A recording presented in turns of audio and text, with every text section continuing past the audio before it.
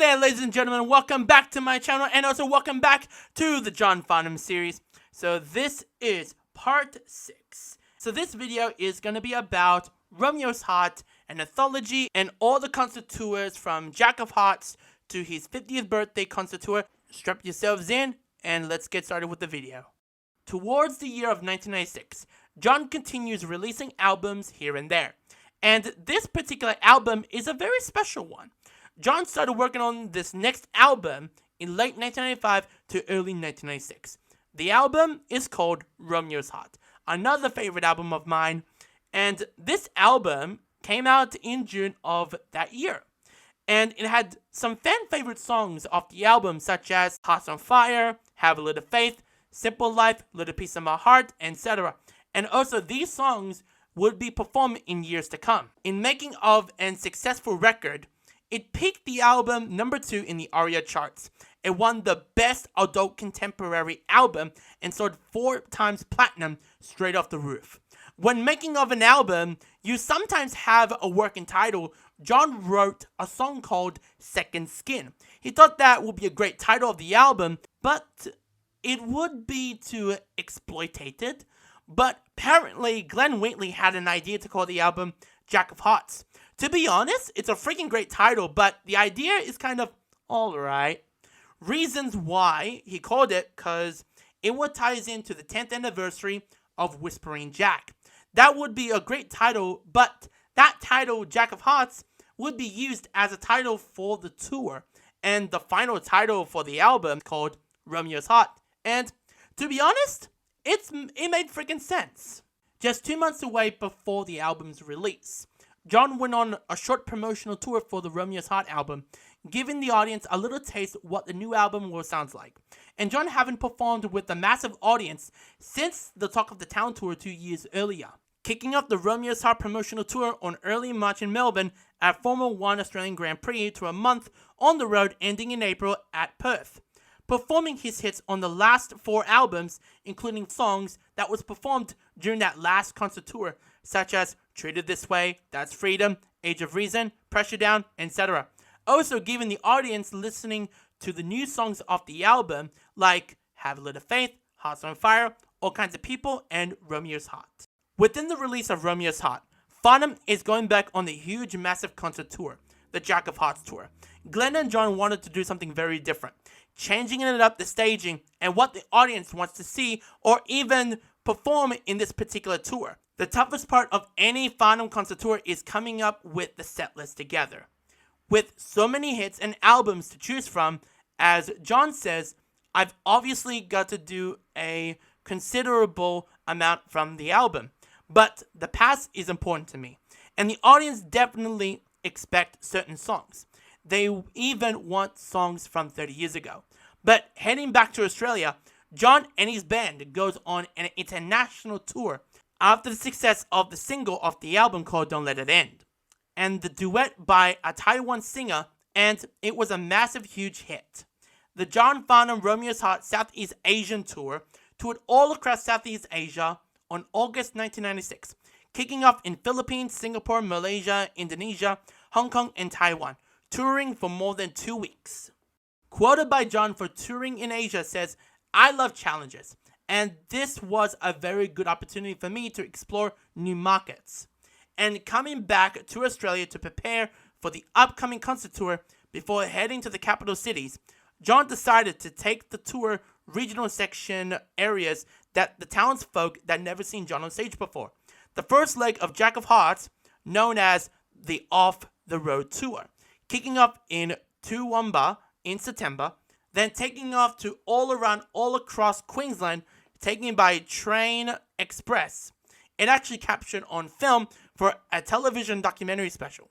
If you don't know that special is called Time in Paradise. You can watch it on YouTube. It's a very interesting documentary. The train tour took more than 2,000 kilometers through the Australian outback. It goes to Cairns, taking a break in Ingham, an Italian heritage village, and John gave an acoustic performance of You're the Voice in front of local citizens, then back on the train to their next locations to Townsville, Emerald, and ending their first leg of the tour in Rockhampton.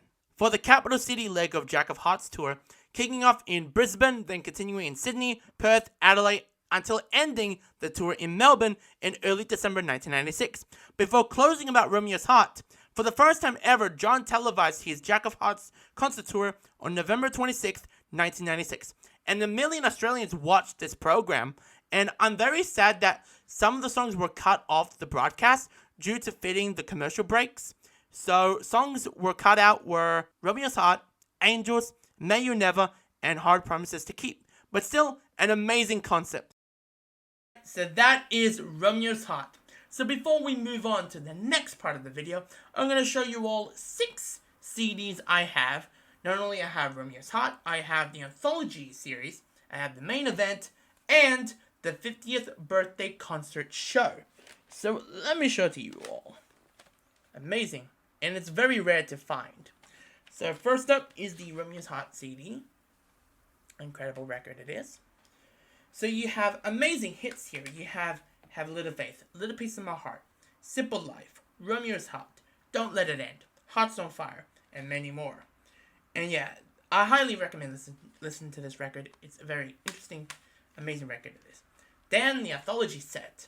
So you have number 1, The Greatest Hits. Amazing songs in there. Then you have Anthology number 2, The Classic Hits Live, 1967 to 1985. Incredible. And then you have the Rarities, number 3. All the new stuff in there, and I'll mention about those later part of the video. Then you have an amazing concert with Anthony Warler and Olivia with John, the main event. Incredible concert. The highlights of the main event. So you have an amazing performances.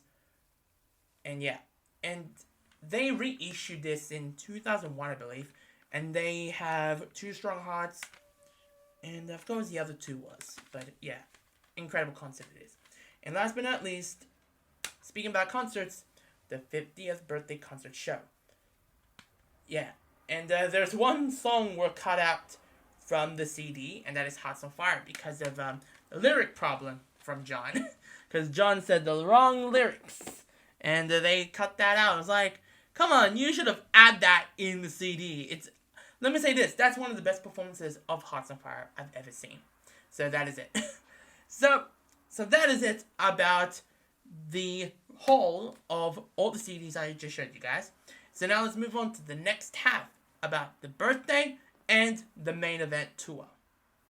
In 1997, John saw this boy band in Australia named Human Nature, and they came from Sydney. He was blown away from their live show performing songs off their debut album, Telling Everybody, and wanted to work with them one day. In the late 1980s and early 1990s, as kids to young adults ages 12 to 24, they grew up with John's music, and that opportunity came when a song called Every Time You Cry. And here's a fun fact. That song was going to be in the Romeo's Heart album, but it was unfinished and couldn't find time to finish it. And it didn't make it to the final track list of Romeo's Heart.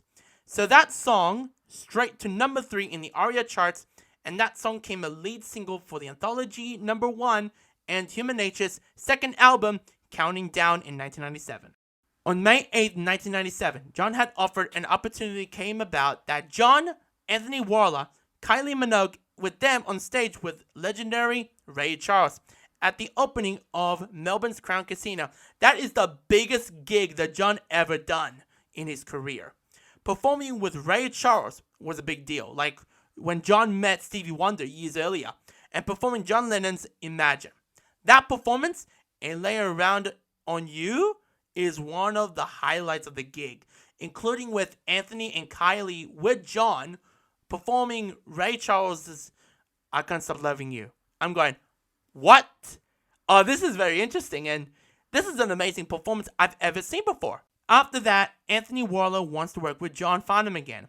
It will happen until in 1998. Also in 1997, it's been 30 years since his career skyrocketed with Sadie. John decided to release an anthology album series. The first CD was The Greatest Hits. Then the second CD, Classic Hits, 1967 to 1985, recorded it live. It would feature of John's classic hits, rare soundtrack songs, as well as covers. And the third CD is Rarities. It will be bringing out rare songs, 2 duets, and American soundtrack songs, swinging versions / jazz versions, and a never before heard soundcheck of Black Dog. And this will be used from the Talk of the Town tour as a warm-up. And to be honest, this was a successful album set. In 1998 will be the biggest year for Australia because it will be a massive trio concert tour with the amazing John Farnham, Anthony Warley, and the one and only Olivia Newton-John. She knew John for a number of years, but never collaborated on an album or even on stage. This massive tour is called The Main Event. After reviews saying this phenomenal concert for 2.5 hours, performing the greatest hits of 40 songs, performing individually, duo, and trio, toured all across the major cities from October to December 1998. Let me say this. This is one of the best concerts I've ever seen. Well, until when we get to the Too Strong Hearts tour, that is the biggest one, then the Main Event. Before the Main Event tour, it was announced in late 1997, John and his band is heading to Denmark and London in 1998. And fans got to see him. And there's one particular moment from those shows was in London when performing Hearts on Fire and waving to a fan in the balcony and walking backwards, tripped over a monitor. It was a nasty fall, but yeah, that was the funniest moment I've ever seen in my life. Let me say this. You can find that footage in an audience with John Farnham. It's so hilarious. I want to see the whole show. Maybe from Denmark or London, I would love to see it. If they put it in the documentary, I'll be happy about it. Before heading to 2000, in 1999, John's bandmates, Angus Burchell, Stuart Fraser, Lindsay Field, Joe Creighton, Lisa Edwards, and Steve Williams toured with Olivia for her greatest hits and One Woman's Journey tours. They toured all across the United States capital cities and mostly were positive. Also, it got Olivia back to the concert stages for more than 10 years after her physical tour in 1982. Before they traveled with Olivia, they embarked a concert tour. It's not a usual Farnham tour you see, because it's a special one, because he's turning 50, called I Can't Even Believe He's 50 tour. Kicking off the tour in June towards all the way to July. In this tour, John have incredible guests singing John's iconic hits, such as Comic Conversation, Please Don't Ask Me, Age of Reason, Help, and Raindrops. The performers were Russ Wilson, Kate Ceberano, Human Nature, and many more.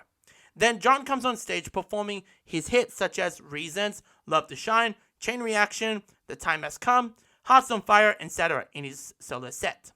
Also, John performs with his guests and his bandmates as duets, performing songs such as Everything's Alright with Kate Ceberano for Jesus Christ Superstar, Touch of Paradise with Russ Wilson, Blow by Blow with Lindsay Field, of course, Angels with Lisa Edwards, and a Jackson 5 cover of Who's Loving You, and a song with John, Every Time You Cry, with Human Nature, etc. Then, by the end of the show, everyone comes back on stage with John, once again performs a Stevie Wonder cover of I Wish. And maybe I would say our unofficial national anthem, You're the Voice. But when hitting 50 on July 1st, 1999, and a huge celebration held in Regent Theatre with their friends and family, it was presented with an American handmade settle and a replica cake of King of Pop crown that John claimed many years ago. Before that huge party with celebrity friends, John decided to televise his 50th birthday concert, aired it on Channel 9. And before closing about the 90s, I didn't know about this information since I started reading this book called John Farnham, The Untold Story. Highly recommended to read it. Anyway, John's supposed to do a New Year's Eve concert in the front of the Sydney Opera House with the Millennium Year is upon us, until ultimately it got cancelled. So that's pretty weird. I want to know more about that story. If they talk about it in the documentary, that'll be cool. So anyway, ladies and gentlemen, thanks for listening and watching this. Can't wait to talk about the 21st century of John Farnham. So that is it. Take care of yourselves, everyone, and peace.